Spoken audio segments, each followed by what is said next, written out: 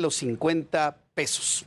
Vamos con información internacional. Antonio Guterres, quien es el secretario general de las Naciones Unidas, advirtió que el mundo está a un solo malentendido. Sí, dijo malentendido, un error de cálculo de la aniquilación nuclear, por lo que demandó a las potencias atómicas acuerdos para reducir esta grave amenaza, dijo Antonio Guterres, el secretario general de la ONU.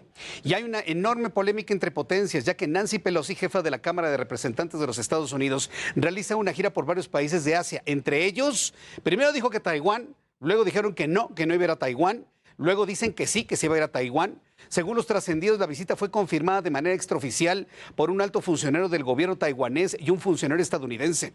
Por su parte, China, muy violenta China, le ha advertido a Nancy Pelosi que si va a Taiwán, el Ejército Popular de Liberación no se va a quedar con los brazos cruzados. Inclusive, hubo un mensaje vía tweet que fue borrado en su momento, en donde amenazaban derribar el avión donde pueda ir Nancy Pelosi si se atreven a surcar espacio aéreo taiwanés. De ese tamaño es el nerviosismo, la confrontación entre estadounidenses y chinos en este momento. Ante la controversia y sobre todo la tensión que ha generado la visita de Nancy Pelosi, que se habría confirmado hoy, es importante conocer la perspectiva, para lo cual me da mucho gusto saludar a Brenda Estefan, analista internacional, a quien yo le agradezco estos minutos de comunicación con El Heraldo. Estimada Brenda, gracias por estar con nosotros aquí en El Heraldo Noticias. Buenas tardes.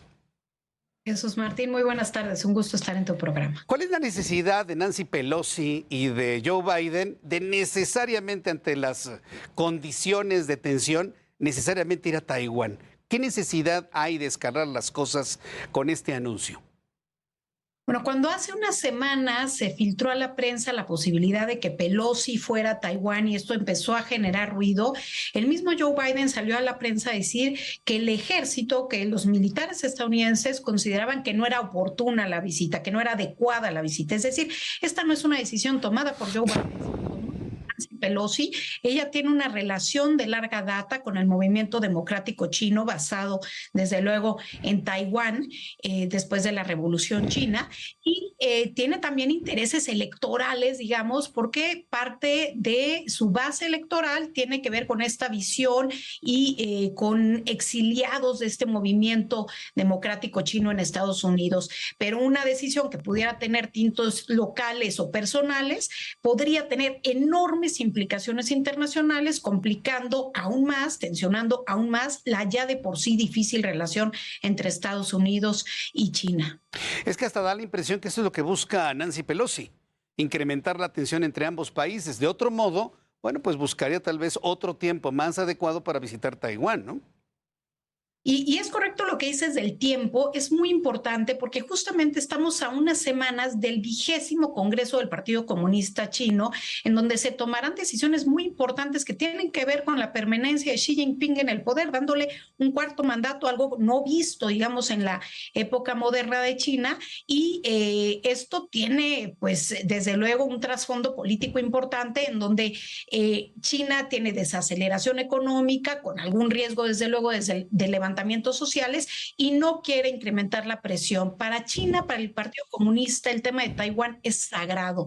Desde hace décadas se ha hablado de la reunificación total, completa, digamos, de Taiwán a la China continental y el mismo Xi Jinping a inicios del año pasado, en 2021, en un discurso dijo que esto, la reunificación plena, sucedería en esta generación, es decir, quizás 10, 20 años y en paralelo tenemos al titular de la CIA diciendo en Estados Unidos que no es un tema de si China va a invadir o no Taiwán, sino cuándo lo hará. Están claras las visiones sobre el tema y en este momento de tensión internacional, la visita, pues desde luego es vista con muy malos ojos por Pekín, que ha hecho varias advertencias, esta que ya decías, que el ejército no se quedará de brazos cruzados, que esta es una línea roja, que es un atentado contra la soberanía china, en fin, las advertencias desde el Ministerio de Defensa y desde el Ministerio de Exteriores chinas han sido reiteradas y sin embargo pues no sabemos a unas cuantas horas de que suceda o no